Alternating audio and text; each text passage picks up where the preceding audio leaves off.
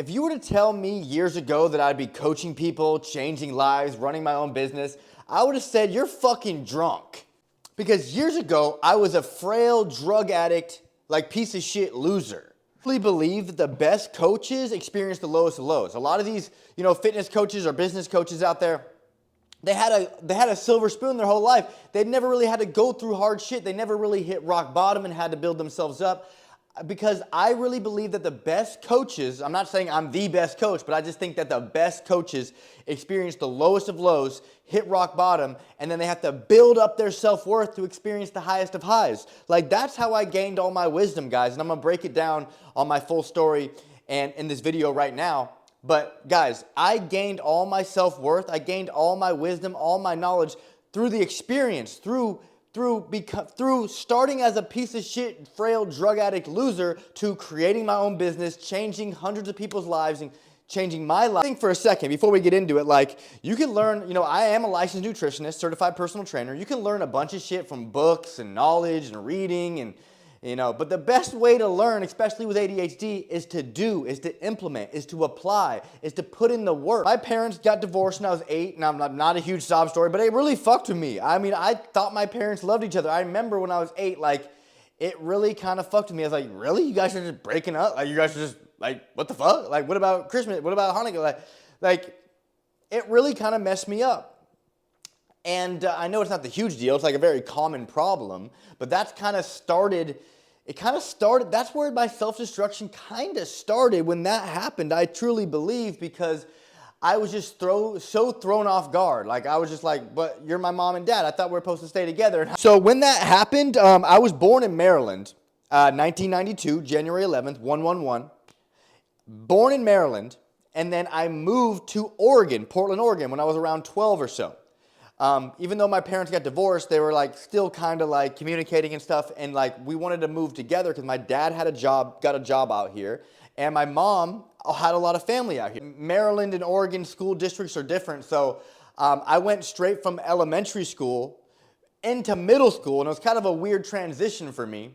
And I remember I just wanted to be accepted, I just wanted to be liked, and I was like a class clown. I was really good at just making people laugh. I was just so impulsive, so ADHD, I could not ever sit still, but I was good at one thing, and that was making people laugh. And I was also good at chasing negative dopamine. I got into drugs and marijuana at a very young age, started smoking weed consistently at the age of 13, and I actually got expelled from middle school for selling drugs and like having the most referrals year to year. Every year, like I had the most referrals meaning like I got in trouble the most. I was always suspended or in detention. So I got expelled from middle school, and what's funny is like this is how the adults in the school district think this is a good idea. When they expelled me, they put me into an alternative school where they put all the bad kids that get expelled into this alternative school. So me and all the bad kids get together and we start doing harder drugs, start selling drugs, start doing more intense, scarier crimes, and that's kind of started the downfall. Graduated from weed and alcohol to Oxycontin. I started smoking Oxycontin. I like to smoke things. A lot of my friends who were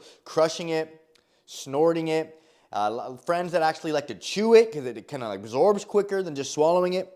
But I like to smoke it. I don't know. There's something wrong with my brain. I like to smoke things. It's the most dopamine-riddled task is actually smoking and inhaling things. So that's how I consumed my Oxycontin. And my nutrition was horrible, guys. I remember my mom will tell you that I would just not eat throughout the day. Then at night, I would get super stoned, drunk, and I would just fill up a smorgasbord with the worst processed food, and I would eat so much shitty food at once that it would hurt my stomach, and then I would just get more high and drunk to try to like mask the pain. And I was also really addicted to cigarettes, guys. And I'm going to make a video on how I quit smoking cigarettes because I smoked a pack a day for 10 years. Over 10 years, actually. Turkish Royals and Newports. I rotated Turkish Royals and Newports. So I was smoking cigarettes, eating processed food, smoking Oxycontin, drinking every day, smoking a bunch of weed. My life was consumed with negative habits and vices and quick, crappy dopamine and always feeling high. I was always high because I didn't really like who I was because I was always doing fucked up shit to lower my self-worth. So whenever I wasn't high, I was just like reminded of who I was, and I was like, fuck, I need to escape this reality. I hate being this person. I still had a very quick, witty brain. And now as I was getting older from doing drugs, 15, 16, 17, I was getting into that era. I started battle rapping professionally, and I was actually really good. And as you guys can look on YouTube, search MC Albert verse, and I have like 16 battles out on YouTube. And that my addiction and stuff and my habits were so bad that I ended up stealing from my friends and family to feed my addictions, to feed my negative habits, and it ruined a lot of relationships. In trouble with the law for like vandalism. Me and my friends were walking down a street, and you know, like those sprinklers that are coming up, like those the city sprinklers. Like it's not like residential. These are like on like a main street, and they're just shooting up these big long sprinklers. And me and my friends were just kicking them over, and they were like explode. And we were on our way to like a high school football game, and we were breaking all these sprinklers, literally like 20 of them, and we were just dumb as fuck. I don't know what the fuck we were thinking. And then somebody, pedestrian or something, called the cops, and we had mushrooms and weed on us, and we all got arrested. And I think I was like 17 or 18, maybe 16, around in that at the time. And that's when my parents found out that I kind of had a problem with drugs, not only like weed and alcohol, but like pills. You know, I was doing Oxycontin. I was doing like 2 to 3 80s a day, sometimes 5. And I was also doing Percocets, Vicodin, Klonopin. And my dad actually had cancer. He had colon cancer when I was around in that age, and I would steal his cancer pain medication. That kind of incident led me into rehab. I went to 6 months inpatient rehab that my parents paid for. And that actually helped me get clean from white drugs. That helped me get clean from the pills. But it didn't help me get clean for everything. So I was traveling down a dark path still after rehab until I actually got my second DUI. This is probably when I'm like, I think it was my 21st birthday where I got my second DUI. And I had on my 20th, in my 20s, early, when I turned 20, not my 20th birthday, but I got a DUI, and I went to diversion, and then I got expunged from my record. And then I got my second DUI on my 21st birthday, and I totaled my mom's Lexus. And I was drunk out in the middle of nowhere. I didn't know what the fuck was going on. So I was the one that actually called the cops. After the second DUI, I stopped drinking. So that was done, but I was still smoking weed and heavily, and like getting in the I was smoking like an eighth of weed a day. My addiction to weed was intense. And I was also smoking a pack of cigarettes a day. Until another weird, bad, horrible thing happened. I had a freak accident.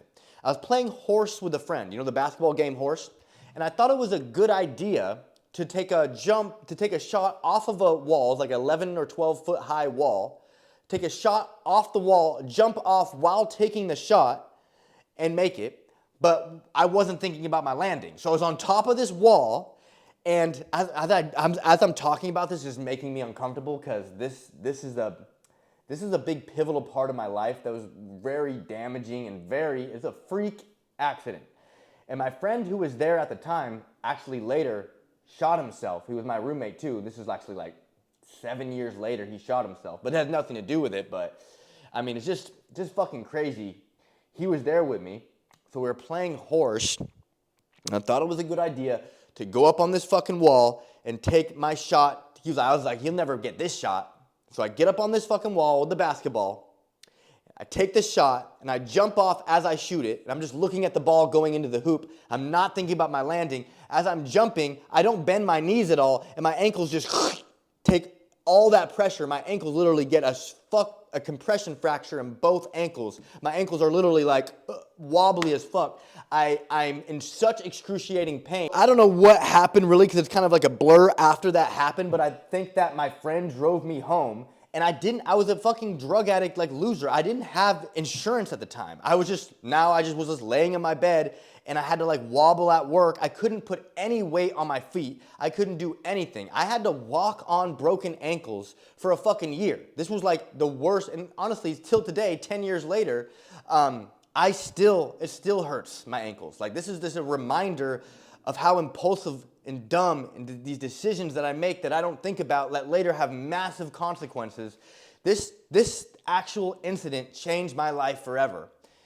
And I'm actually kind of grateful for it, because if this didn't happen, I wouldn't be the person I am today. I had a moment of clarity. I couldn't walk to my drug dealer's house. I had a lot of time in isolation. I had a lot of time to think about what I wanted to do, who I wanted to be, and if I wanted to keep on living, honestly. Like, that adversity introduces you to yourself. And a lot of times I was going through adversity, but I was so high and I wasn't introduced to myself. When I was sober, going through adversity, in isolation, I was forced to look at who I truly was. And I'm grateful for that, because without hitting that rock bottom, I feel my ankles breaking right then. That was my rock bottom. And without that, I wasn't able to change my life. And like during that time, that's when I started learning about how the body gets stronger, recovers. I wanted to make it my thing, where I figured out how to get stronger, how to prevent injury, how nutrition worked, how mindset worked, how to reach your fitness goals. So during that time, I became a personal trainer. Once I got on my feet, I went to school and became a licensed nutritionist. I started going, after my broken ankles, I started going to the gym, training clients, reaching my fitness goals, and starting to work on my self-development. COVID happened, and I lost my job as a personal trainer. And so then I started working at a supplement shop, at a vitamin shop as a manager, because I had a nutrition degree and a personal trainer. So like, okay, so I worked at a supplement store for a while. And I still had clients that loved me, believe it or not, that wanted to continue to work with me. So I actually hired a business mentor to teach me, to show me how to help my clients reach their goals all online, because we were all scared about COVID, not going in the gym, and I still wanted to figure out how to help my clients, and I still wanted to have this side hustle, because I was really passionate about fitness, nutrition, working at the vitamin shop, training clients, side hustle, still smoking weed and cigarettes. Actually, as a manager of the vitamin shop, on my lunch break, I would actually get high on my lunch break, come back. I was such a functional high person. I'm surprised, like, how was I doing that? But like, I would literally get stoned as fuck on my lunch break, come back as a manager, like dealing with customers and like writing schedules, and like, I was a very functional addict. And then my dad got sick. And I love my dad very much. You know, he did have cancer before, and he beat that. But now this is about, I think, 5 or so years later, he got this rare autoimmune disease called sarcoidosis. And what sarcoidosis is basically affects all of your organs in a negative way. It's not life-threatening, but he hated it. It was caused him such massive depression. And we have mental illness in our family. He's actually a little schizophrenic. My sister is manic bipolar. I'm ADHD, OCD. So we have mental illness in our family. And so this sarcoidosis, it wasn't life-threatening, but he got to the point where he didn't want to do what he had to do to live a functional life with it. So he stopped eating, he stopped doing the exercises, he stopped taking the medication, and he withered away. I remember when he died, and on the death certificate, it's like, it's not sarcoidosis. It's kind of like suicide. He kind of took his own life. And he just stopped eating. I remember, I might get a little emotional here. I remember the last time I saw him, he was only barely 100 pounds. And he's taller than me. He's like 5'11" or 6 foot. I mean, his wrists were so small, I could wrap my hands around it like twice. It was scary as fuck. And my dad didn't have an easy life. I don't want to get into that right now, but he was a very strong man with a hard life. Similar to me, I think. But I made my life hard. He didn't make his life hard. External things made his life hard. So he basically took his life. And my sister was my best friend. But then she has mental illness issues. And she doesn't treat my mom well. And my mom is my favorite person in the world. So if you don't treat my mom well, it's like, fuck. So my sister ran away from the family. I haven't seen her in 8 years. So that's another story. But all this adversity, all this pain was needed, unfortunately. I still believe everything happens for a reason.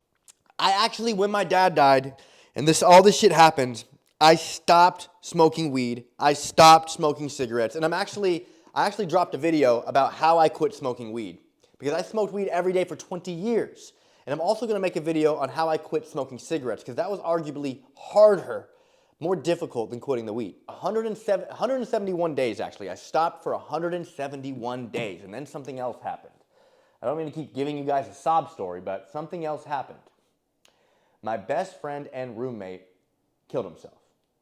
This was the guy that was there when I broke my ankles. This was the guy that believed in me. This was the guy that actually paid for me to get my personal trainer certification. This is the guy that helped pay for me to become a licensed nutritionist. This is the guy that helped pay for me to get a business mentor to start my online business. He believed in me more than anybody. He was my best friend. And he shot himself in the head at the place we were living. That fucked me up. And that was, honestly, not even a year ago today. So, that at his funeral, I saw some old friends that I hadn't seen in a while. They offered me a hit. I took it, and I've been smoking weed every day ever since. But today is actually day 19 no weed, okay? And I'm committed to not doing it. So I'm still on this path. I mean, like something, I went 171 days before, and before I was 13 years old, I went 13 years.